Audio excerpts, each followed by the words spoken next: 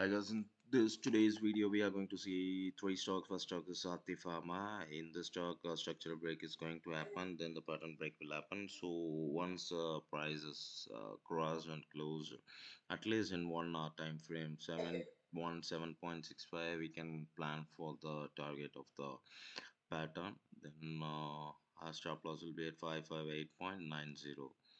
Then next stock is, could you please change the stock? Yeah, Man Infra Limited. In this stock, entry has already triggered the level of 249.58.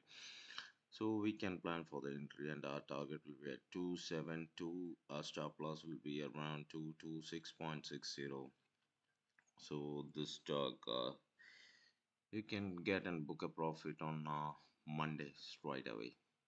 Then in our last stock is Cosmofast. In this stock, our entry will be around 989 or 995. This was already discussed in the previous videos. So once our entry is triggered, our target will be at 116.45. You can take stop losses as a latest swing low. Thank you for watching.